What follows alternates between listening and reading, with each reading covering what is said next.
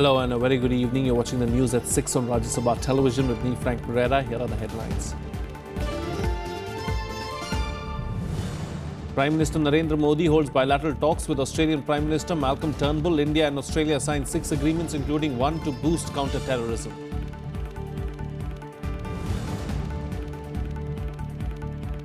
Congress-led opposition protests against alleged misuse of the ED and the CBI against chief ministers of non-BJP ruled states. Chair disallows notice under Rule 267 to suspend business to take up a discussion.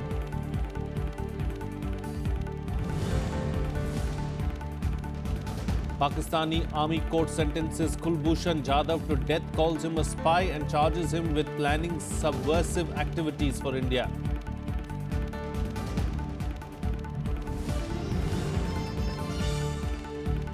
And a day after attacks on 2 Coptic churches, Egypt announces a 3-month emergency in the country. Measure will allow authorities to make arrests and conduct searches without warrants.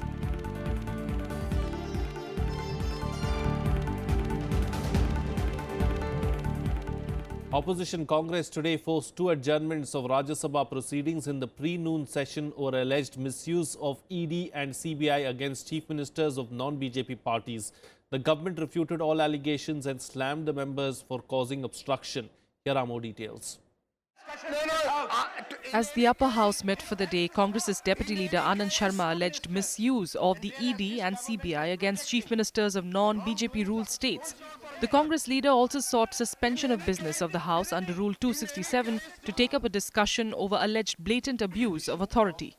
The enforcement agencies, the CBI, the ED, is being used for political vendetta, and that is something what we want to raise. We want to discuss. No. And sir, please allow me. The same state next to Delhi, in the state of Haryana, land has been given, Morni Hills has been given to one commercial entity in the name of a herbal park, and whose products are being advertised also being purchased by the government, parliament. Anand Sharma ji. Patanjali. Leader of opposition Ghulam Nabi Azad also joined ranks with Sharma on the issue and accused the BJP chief ministers of various wrongdoings. Sir, this is a very important subject. We must have a discussion in this house. The BJP, the wrongdoings of the BJP chief minister. Nobody. No, that you cannot discuss here. The subject which Mr. Anand Sharma has raised, there should be a full-fledged discussion on the subject, so that everybody can participate. Honorable LLP. So the entire house can participate. Okay. The chair, however, disallowed the notice under Rule 267 and asserted that actions of chief ministers should be discussed in the respective state assemblies, not in parliament. If there is wrongdoing by any chief minister, it has to be discussed in their assembly, not here.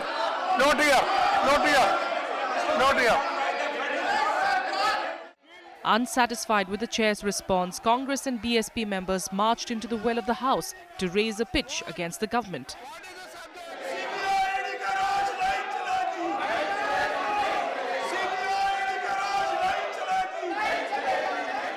And the government slammed the opposition as well for disrupting proceedings of the House. I have a request to the chair that either you ask them to go to the respective seats and then call the members so that the members also will have a free distance. Protests by Congress and BSP members continued unabated, compelling the chair to briefly adjourn the House twice during 0 hour. I would request you to please go back.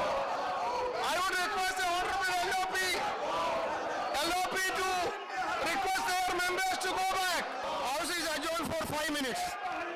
Kriti Mishra's report for Rajya Sabha TV. Well, in other news now, India issued a démarche to Pakistan High Commissioner after Pakistani army court sentenced alleged Indian spy Kulbhushan Jadhav to death today. Jadhav was tried through Field General Court Martial under Pakistan Army Act. He was arrested last year by Pakistan security officials in Balochistan after he entered from Iran. He was accused of planning subversive activities in the country. India has denied the allegation. Well, at a time when tensions triggered by the hegemonistic attitude of China are increasing in the Asia-Pacific region, India and Australia came together on Monday to call for cooperation among the island nations. On the second day of his 4-day visit to India. Australia Prime Minister Malcolm Turnbull also indicated his country's resolve to join the India-led International Solar Alliance and agreed to supply uranium to India. At his summit meeting in Delhi with Prime Minister Narendra Modi, Turnbull spoke of the need for both nations to take up their relations to a new level.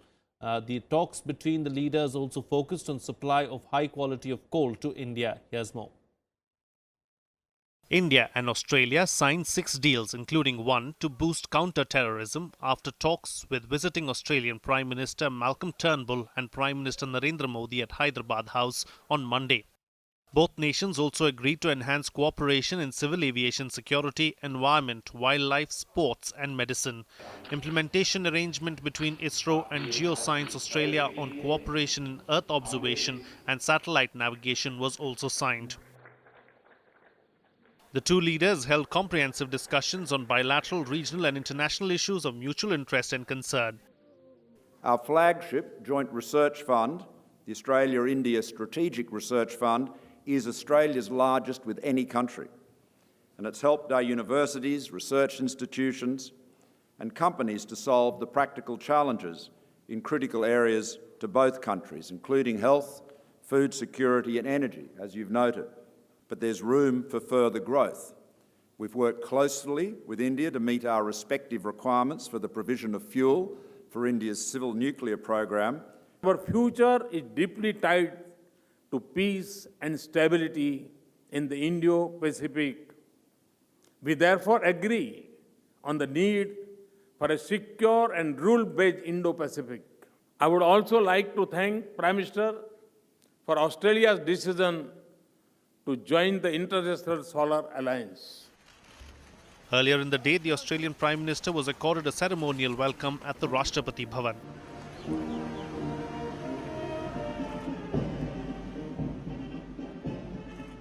He also called on External Affairs Minister Sushma Swaraj and visited Rajghat. Turnbull arrived in India on Sunday on his first visit after assuming office in 2015. Australia deciding to join International Solar Alliance launched by India is a signal of political convergence between the two countries. And also, since Australia has decided to give uranium to India, it shows that in business also they are trusting to each other. Akhilesh Suman for Rajya Television with camera person Shiv Kumar in Delhi. Well, President Abdel Fattah al-Sisi declared a 3-month emergency in Egypt and ordered military special forces to protect vital infrastructure.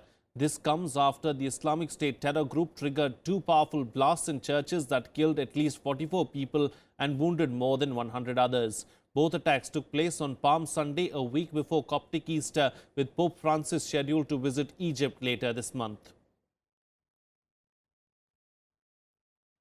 That's it on this newscast. Have a good evening.